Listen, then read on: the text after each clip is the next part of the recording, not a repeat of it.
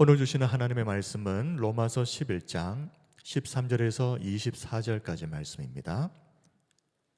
로마서 11장 13절에서 24절 한 절씩 교독하고 마지막 24절은 함께 봉독합니다. 13절입니다.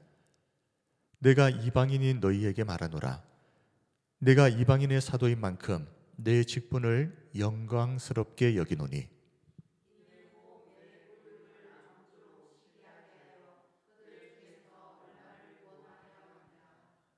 그들을 버리는 것이 세상의 화목이 되거든 그 받아들이는 것이 죽은 자 가운데서 살아나는 것이 아니면 무엇이리요?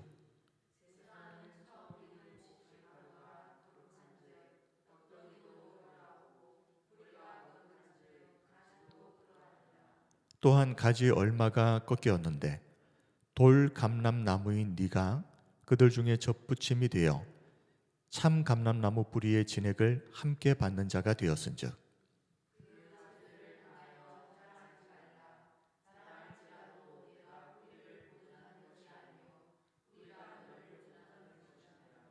그러면 네 말이 가지들이 꺾인 것은 나로 접붙임을 받게 하려 함이라 하리니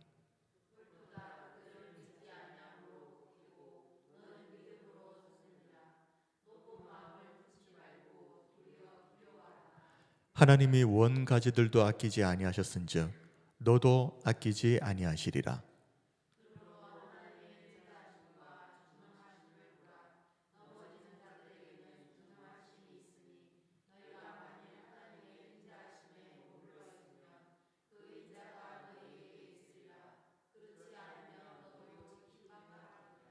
그들도 믿지 아니했는데 머무르지 아니하면 접붙임을 받으리니 이는 그들을 접붙이실 능력이 하나님께 있음이라.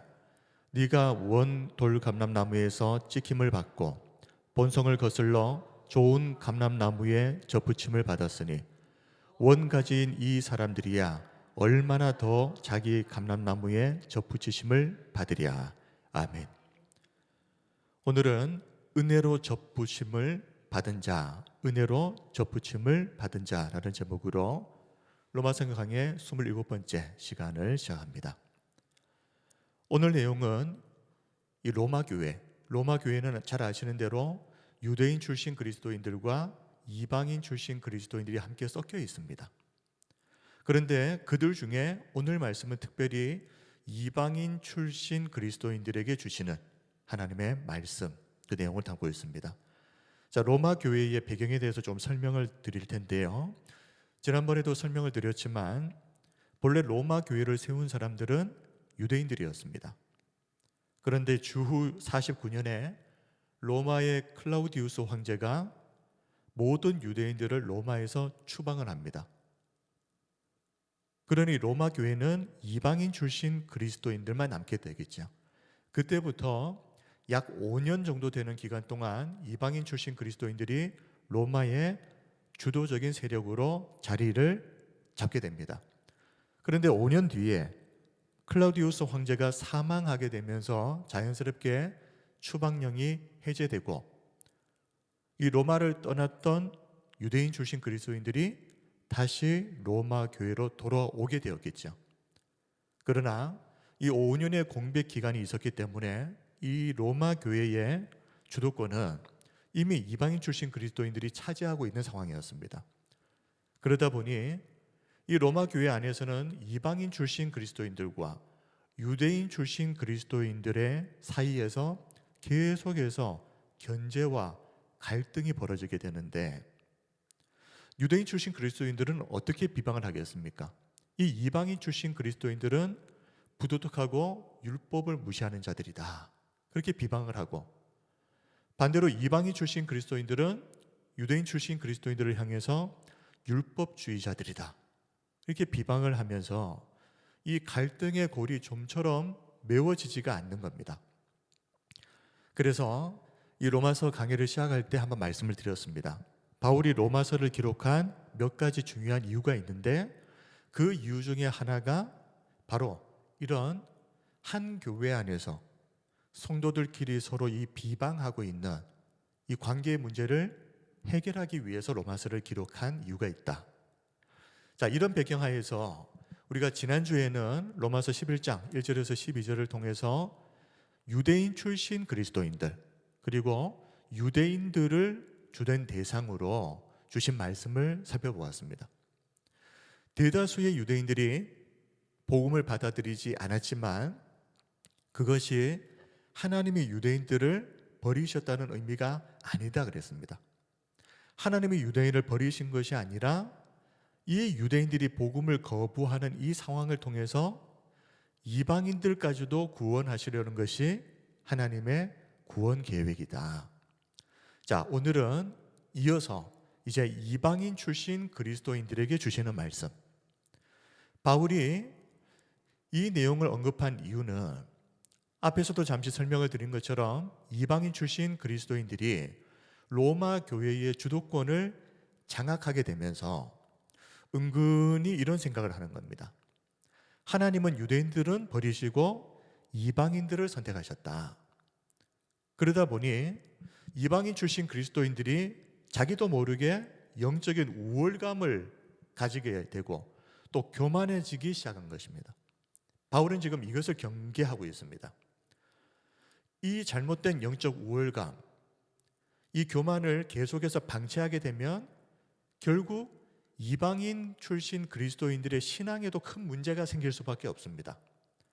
그래서 18절을 보면 자랑하지 말라. 혹시 자랑한다고 할지라도 네가 자랑해야 할 것은 네 자신이 아니라 너를 구원하신 하나님을 자랑해야 되는 것이다. 자, 11장 18절 그 가지들을 향하여 자랑하지 말라. 자랑할지라도 네가 뿌리를 보존하는 것이 아니요 뿌리가 너를 보존하는 것이니라. 자, 지금부터 우리 13절부터 한 절씩 자세히 살펴보도록 하겠습니다. 13절 내가 이방인인 너희에게 말하노라. 내가 이방인의 사도인 만큼 내 직분을 영광스럽게 여기노니. 자, 바울은 지금 13절부터의 이 내용이 누구를 향해서 주는 말씀이라고요? 로마 교회 안에 있는 이방인 출신 그리스도인들에게 주는 말씀이다 하는 것을 먼저 밝히고 있습니다. 내가 이방인인 너희에게 말하노라. 그리고 이어서 바울은 이방인의 사도로 부르심을 받은 것에 대해서 대단히 자랑스러워하고 있다 하는 것을 밝히고 있습니다. 바울은 왜 굳이 이 이야기를 하고 있겠습니까? 내가 이방인의 사도라는 것에 대해서 나는 너무나도 자랑스럽다. 이 말을 하는 이유는 바울이 유대인이기 때문입니다.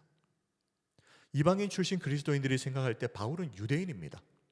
그렇다면 이런 선입견을 가질 수 있겠죠. 바울도 유대인인데 결국 유대인의 편에서 이야기하지 않겠느냐. 유대인 편 들지 않겠느냐. 그렇기 때문에 바울은 이런 선입견을 좀 해소를 해줘야 될 필요가 있었던 겁니다. 그래서 나는 유대인이지만 유대인이 아닌 이방인을 위한 사도로 부르심을 받은 것에 대해서 나는 대단히 자랑스러워하고 있다. 나는 여기에 자부심을 느끼고 있다. 바울이 또 이 말을 해야 되는 이유는 로마 교회의 대다수를 차지하고 있는 사람들은 유대인이 아니라 이방인 출신 그리스도인들이었습니다. 그러니 교회가 하나가 되려면 이 부분을 꼭 바울이 이야기를 해야만 했던 겁니다. 바울에 대해서 선입견을 가지지 말라는 것이죠. 유대인이니까 유대인 편 들겠지. 이런 선입견 갖지 마라. 나는 오히려 이방인의 사도로 부르심을 받은 것에 대해서 대단히 자랑스러워하는 사람이다. 자, 그러나 14절을 보면 바울은 이렇게 말을 하면서도 또 다른 하나의 바울의 진심이 무엇인지에 대해서 이렇게 말합니다. 이는 혹 내 고륙을 아무쪼록 시기하게 하여 그들 중에서 얼마를 구원하려 함이라. 자, 이 말씀에 따르면 바울은 어떤 마음을 가지고 있습니까? 이방인들에 대한 차별하는 마음은 없습니다. 바울은 이방인의 사도라는 것에 대해서 자랑스러워하고 있지 않습니까? 그런데 그럼에도 또 바울의 마음 한편에는 또 어떤 마음이 있는 겁니까? 이방인들이 구원받는 이 일을 통해서 유대인들이 좀 시기를 해서라도 자신의 동족 유대인들이 예수님을 믿고 구원받기를 간절히 바라고 있는 것이 바울의 마음이다. 이것을 보여주고 있는 겁니다. 바울이 굳이 이방인 출신 그리스도인들을 향해서 이 어찌 보면 말하지 않아도 되는 바울의 진심을 슬쩍 이야기를 하는 이유는 어찌되었든 지금 이방인들이 구원의 은혜를 누릴 수 있었던 것은 조금 이상하게 들릴 수는 있겠지만 첫 수혜자였던 유대인들이 그 복음을 거부했기 때문이죠. 그래서 이방인들에게도 구원의 기회가 주어지는 겁니다. 유대인들이 복음을 거부했기 때문에 그 반대급부로 이방인들에게 구원의 은혜가 임하게 됐다. 우리 이 사실은 좀 인정하자.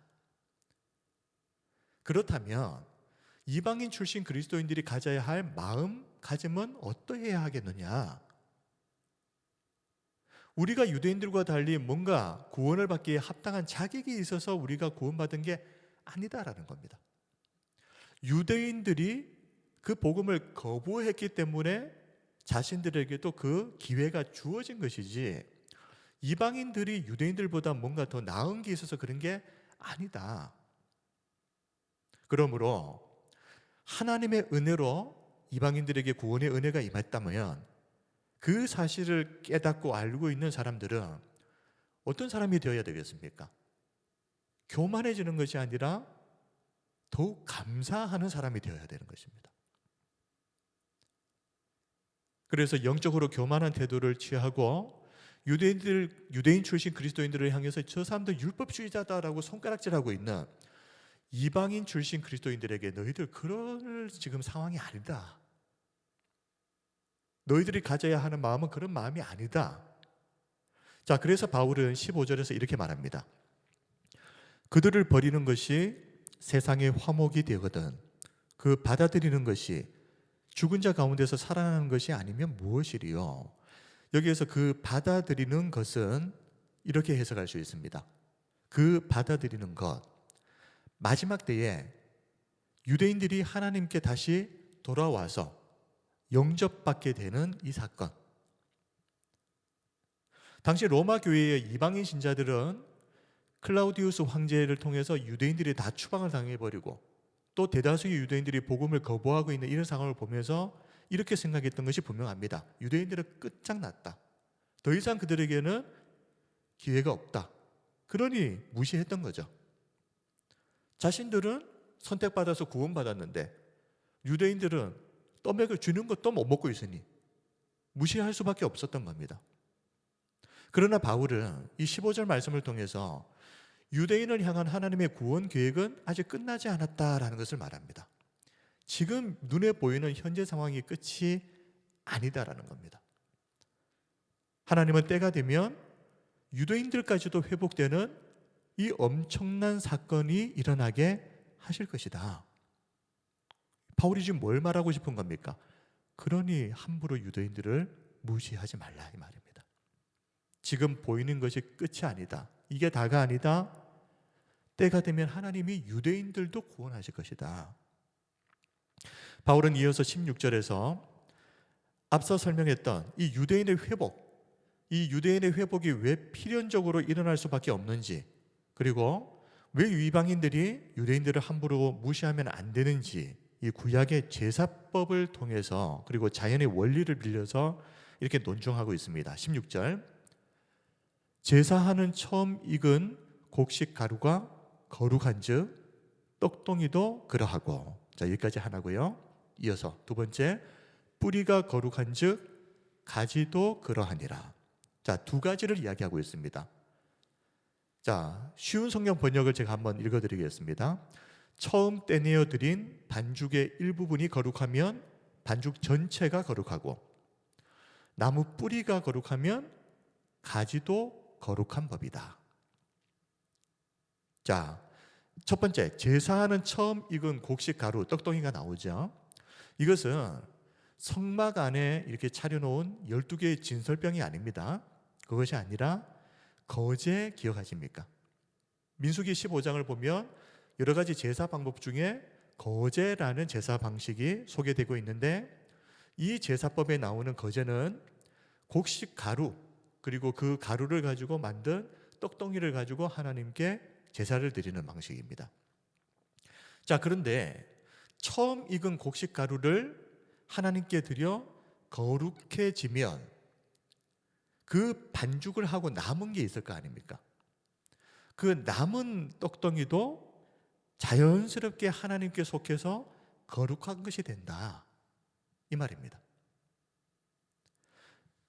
곡식 가루를 가지고 떡덩이를 만들어서 일부를 하나님께 드렸는데 그 떡이 거룩하다면 드리고 남은 나머지도 거룩한 것이 된다는 겁니다.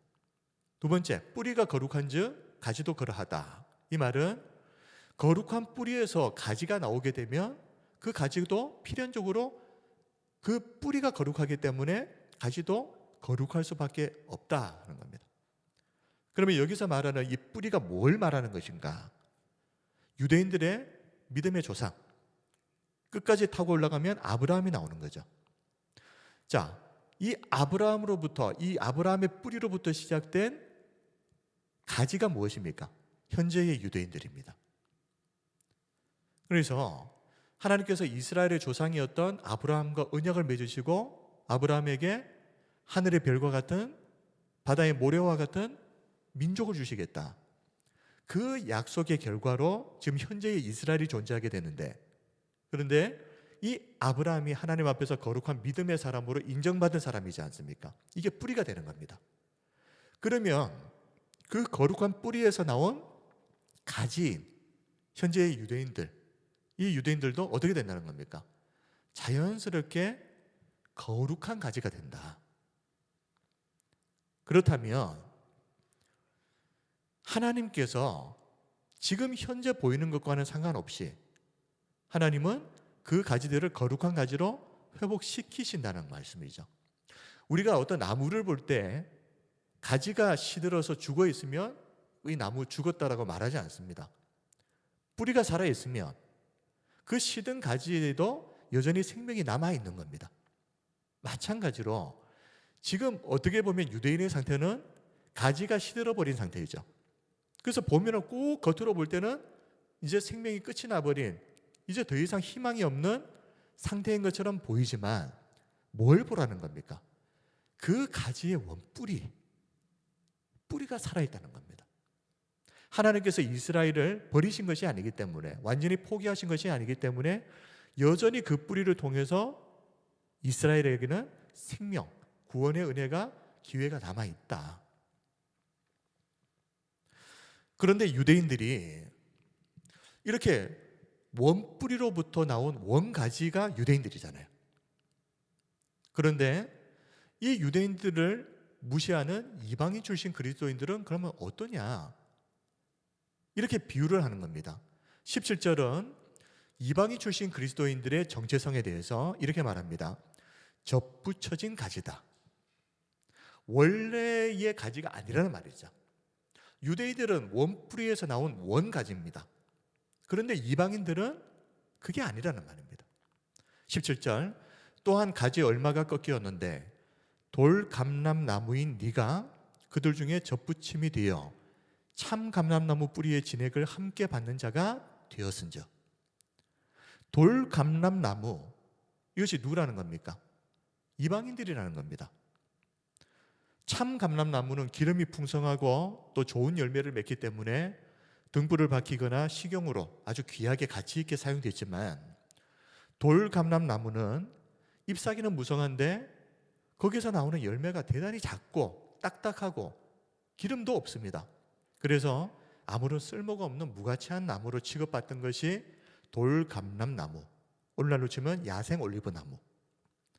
그런데 이 돌감람나무에 달린 가지 한번 생각을 해보십시오. 돌감람나무가 있는데 거기에 가지가 있습니다. 이 가지가 이방인을 말하는데, 이 가지가 아무리 노력을 한다고 해서 쓸모없는 돌감람나무를 안 맺고 참 감람나무 열매를 맺을 수가 있겠습니까? 없죠. 돌감람나무에 붙어있는 가지인 이상 쓸모없는 돌감람나무 열매를 맺을 수밖에 없다는 존재론적인 한계를 가지고 있는 겁니다. 노력을 아무리 해봐야 되는 게 아니다 하는 겁니다. 그런데 이 가지가 참 감람나무 열매를 맺을 수 있는 방법이 하나 있다. 이 존재론적인 한계를 극복할 수 있는 방법이 있는데 그게 뭐라는 겁니까? 접붙임이라는 겁니다. 그래서 오늘 로마서 강의 제목이 은혜로 접붙임을 받은 자입니다. 돌감람나무의 가지를 꺾어다가 참감람나무의 칼집을 내어서 거기에 접붙임을 하게 되면 이 가지가 참감람나무 열매를 맺는 가지가 된다. 바울이 뭘 말하려고 하는 겁니까? 이방인들은 원래 아무짝에도 쓸모없었던 돌감람나무에 달린 가지였습니다. 아무리 노력하고 몸부림쳐 봐야 그 존재론적인 한계를 벗어날 수가 없는 존재들. 그런데 하나님께서 이런 이방인들을 예수 그리스도의 복음의 생명에 접붙임을 하셨다는 겁니다.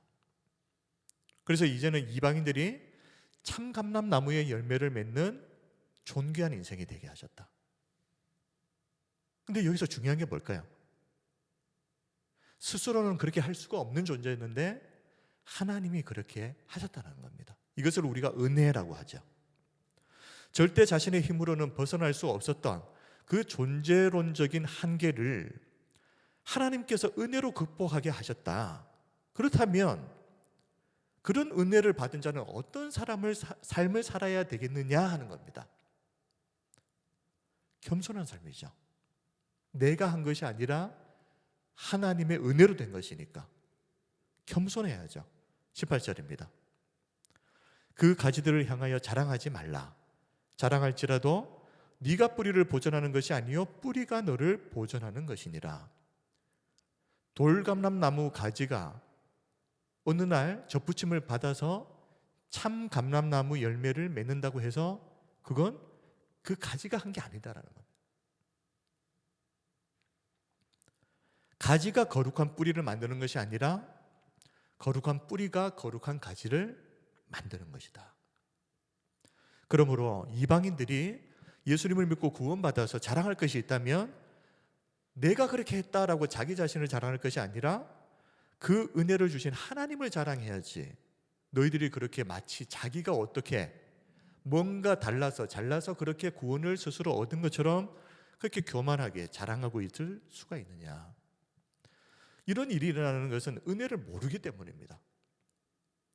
오늘날 교회 안에도 수많은 성도들이 영적으로 또 교만해지는 이유는 자신이 이 자리까지 오게 되기까지 하나님의 은혜로 되었다는 그 사실을 자꾸 잊어버리기 때문입니다.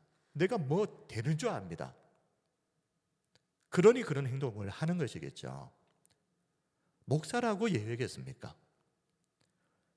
근데 이방인들은 이렇게 착각합니다. 19절 20절 그러면 내 말이 가지들이 꺾인 것은 나로 접붙임을 받게 하려 함이라 하리니 지금 이방인 출신 그리스도인들이 하는 말입니다. 가지들이 꺾인 것은 나로 접붙임을 받게 하려 함이라 하리니 옳도다. 그들이 유대인을 말하는 것이죠. 그들이 믿지 아니함으로 꺾이고 너는 이방인 출신 그리스도인들 너는 믿음으로 썼느니라. 높은 마음을 품지 말고 도리어 두려워하라. 자, 무슨 말이죠? 이방인 출신 그리스도인들이 이렇게 말한다는 겁니다. 결과를 봐라. 하나님이 원래 있던 유대인이라는 가지는 꺾어버리시고 그 자리에 대신 우리 이방인들을 접붙이신 것은 하나님이 보실 때 유대인들보다 우리가 더 가치 있고 우리가 더 귀한 존재이기 때문 아니겠느냐. 착각이죠. 원래 그들이 붙어 있었던 나무는 돌감람나무였거든요. 그래서 필연적으로 돌감람나무 가치 없고 어디 쓰지도 못할 열매를 맺을 수밖에 없는 그런 존재론적인 한계를 가진 존재들이었는데 지금 착각하고 있는 겁니다. 우리가 이렇게 접붙임을 받은 것은 원가지보다 우리가 더 좋은 가지이기 때문이다. 그러니 하나님이 유대인들을 버리고 우리를 구원받게 하셨지.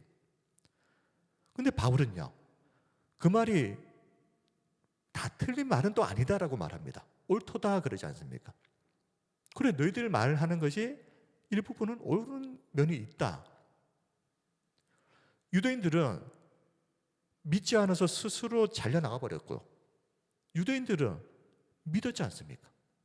그래서 나무에 접붙임을 받게 되었으니 이방인 출신 그리스도인들 너희들이 하는 말이 다 틀린 말은 아니다.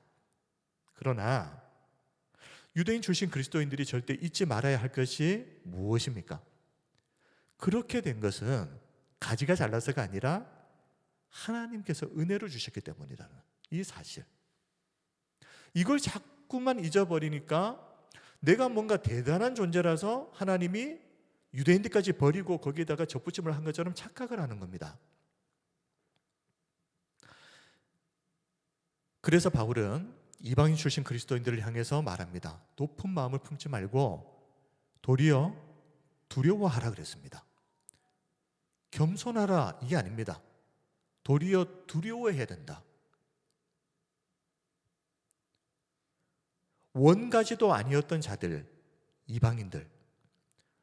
근데 하나님께서 원가지도 아닌 이 이방인들을 꺾으셔서 하나님의 복음의 생명의 구원의 나무에 접붙임 받게 하셔서 구원받게 하셨다면 너희들이 이렇게 지금 교만을 떨고 있을 때가 아니라 도리어 지금 두려워해야 된다 너희들아.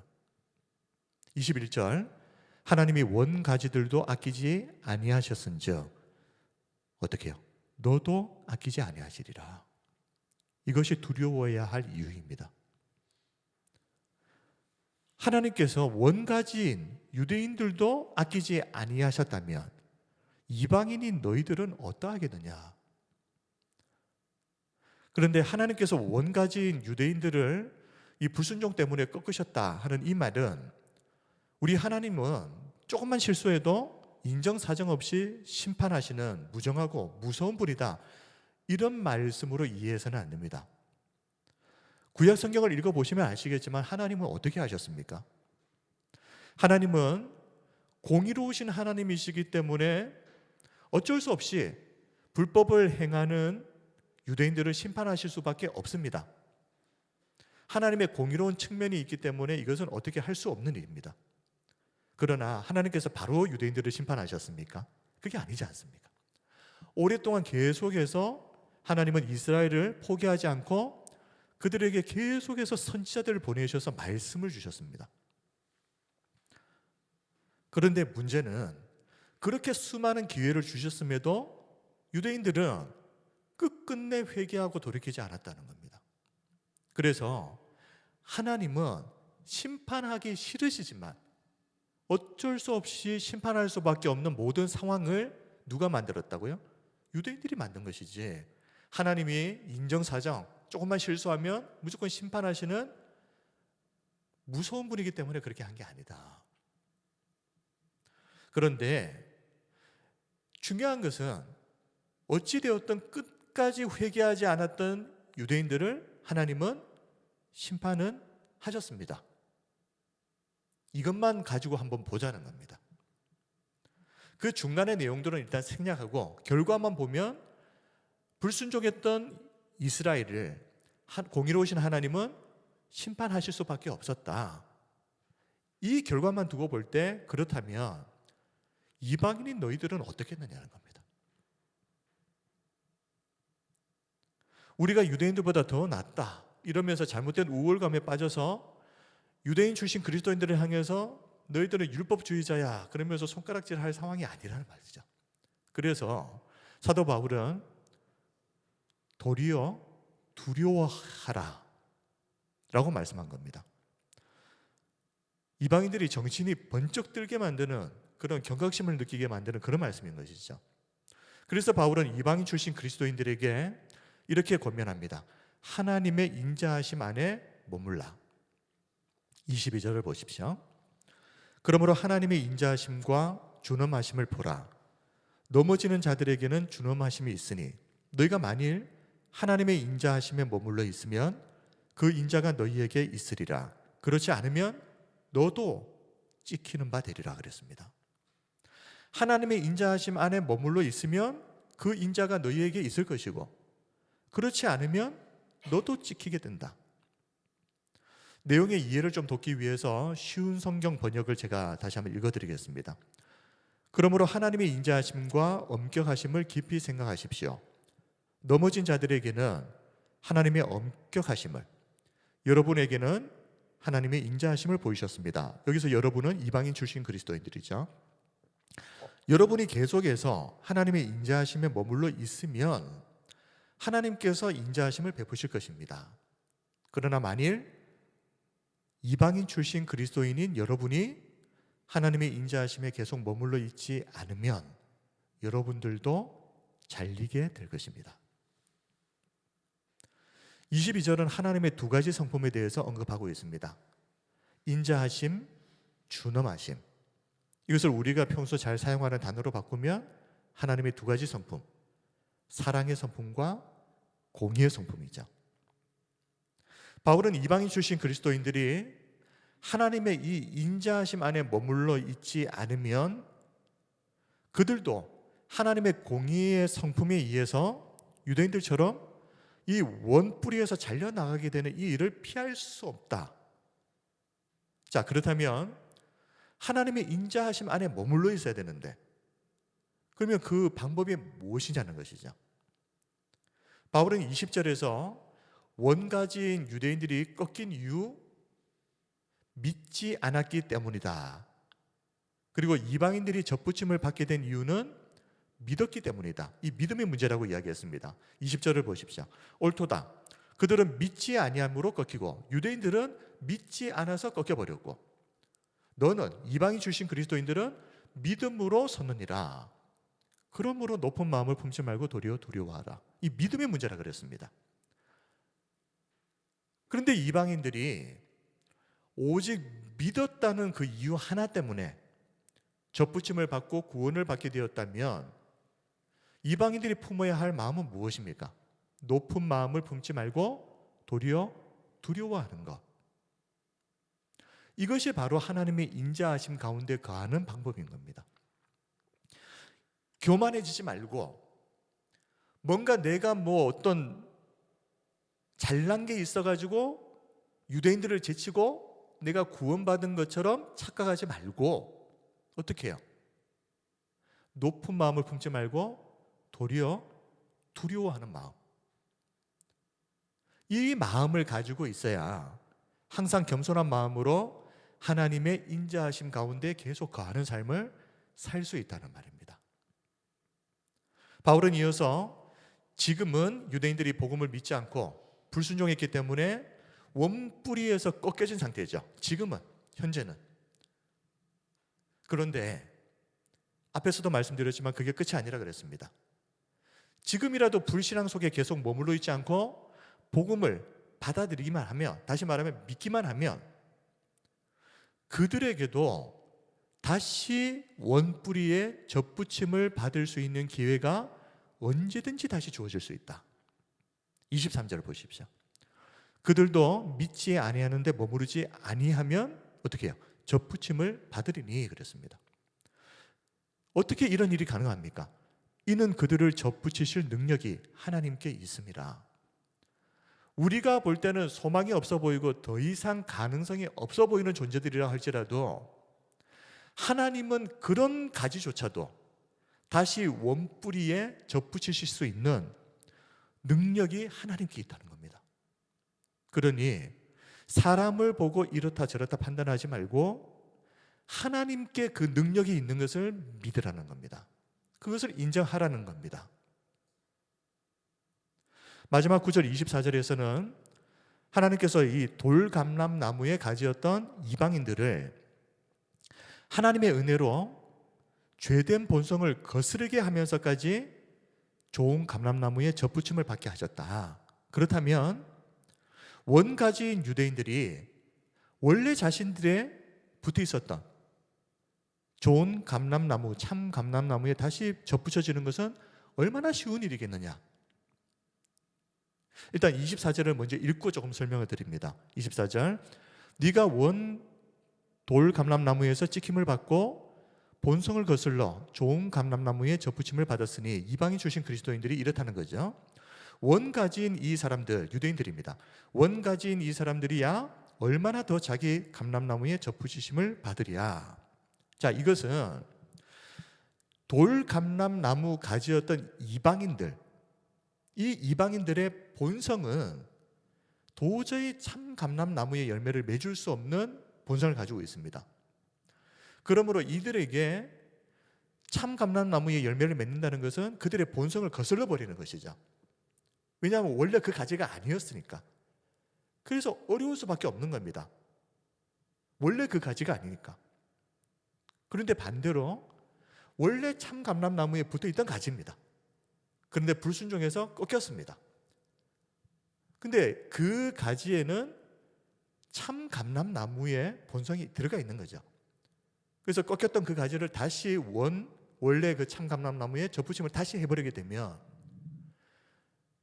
돌 감람나무 가지를 접붙인 것보다 원래 참 감람나무 가지였던 그 가지를 접붙이는 게 훨씬 더 쉬운 게 아니겠습니까?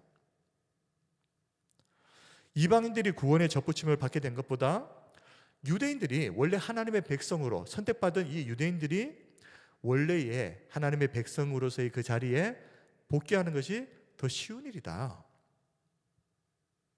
그러므로 이방인들이 지금 유대인들을 무시하고 있을 때가 아니다 이 말이죠.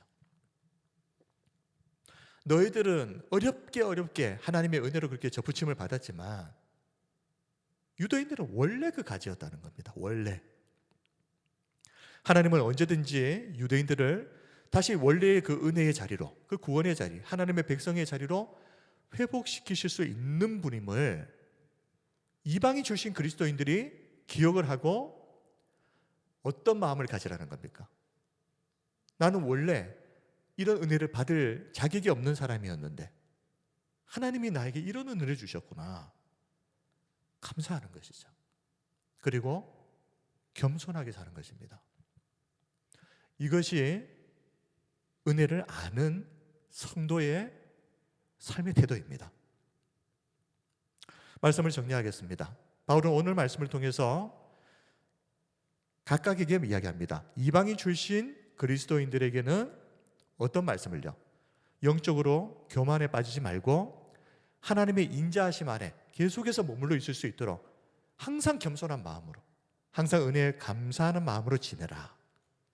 그리고 유대인 불신자들에게는요, 복음을 거부한 유대인 출신 그리스도인이 아니라 유대인 불신자들에게는 이 완고함과 불신앙을 버리고 예수 그리스도의 복음 앞으로 나오라.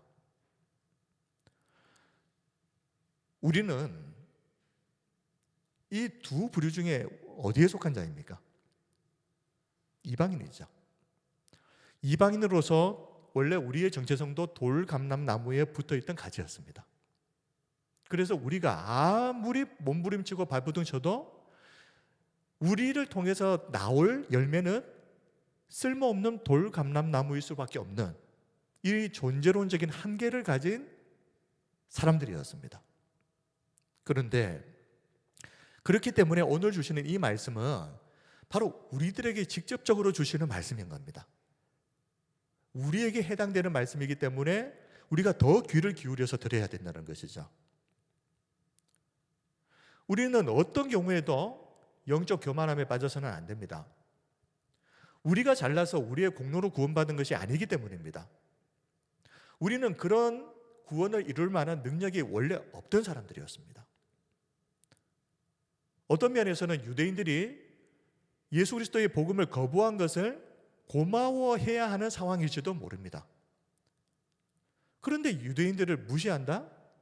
그들을 향해서 비방하고 손가락질한다? 우리가 그럴 위치가 아니라는 말입니다.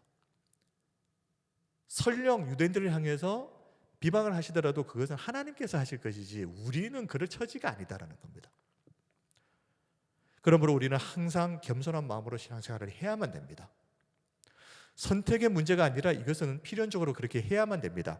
우리가 어떤 존재였는지를 안다면 우리에게는 그것밖에 선택의 여지가 없는 겁니다. 어떤 경우에도 우리의 마음에 교만이 싹트지 않도록 조심하고 또 조심합시다. 영적 우월감에 빠지는 순간 우리의 얼굴에서 바로 표가 나고 우리의 말과 태도에서 바로 표가 나버립니다. 나는 어떤 얼굴을 하고 있는지, 나의 입을 통해서 어떤 말이 나오고 있는지, 나는 어떤 삶의 태도를 가지고 살고 있는지를 보십시오.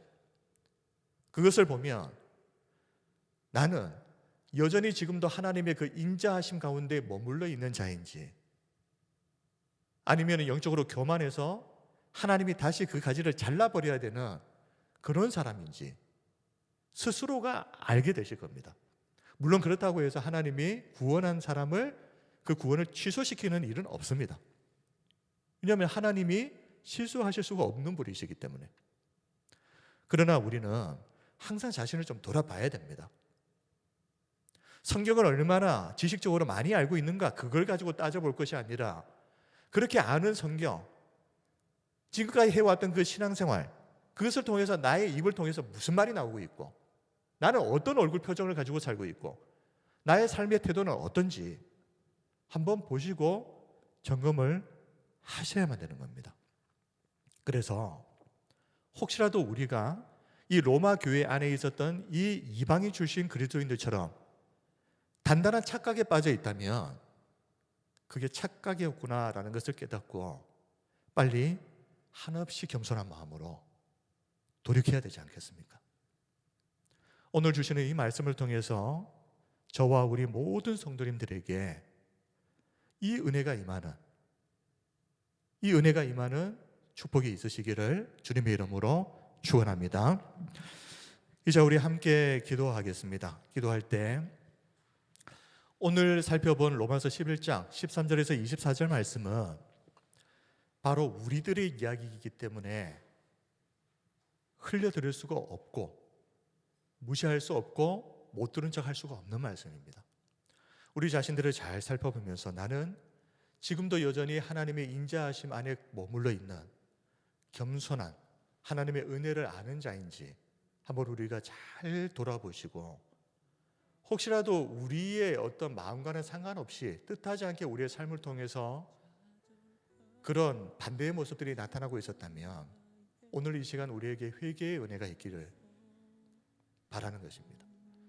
하나님, 우리가 은혜 받은 자로서 은혜 받은 자답게 그렇게 살 수 있도록, 그리고 그렇게 하실 수 있는 능력이 하나님께 있음을 인정할 수 있도록, 그리고 우리 개인의 문제들, 여러 가지 문제들을 놓고 하나님께 기도하고 또 우리 교회를 위해서 기도해 주시기 바랍니다. 항상 하는 기도지만 이 세상에 의미 없이 숫자 하나 더하는 교회 필요 없습니다. 하나님이 보실 때 반드시 있어야만 하는 교회, 그런 교회 될 수 있도록, 우리는 부족하지만 하나님이 하실 수 있으니까 하나님 우리에게 그런 은혜를 주십시오. 그래서 이 교회를 통해서 이 주변에 생명이 흘러갈 수 있도록, 오늘 이 밤에 또 기도하는 제목들마다 하나님께서 은혜 베풀어 주시고 하나님의 은혜 가운데로 우리를 이끌어 주시기를 우리가 간절히 사모하면서 우리 기도하며 나가도록 하겠습니다. 거룩하신 아버지 하나님, 오늘도 저희들을 불러주셔서 하나님의 말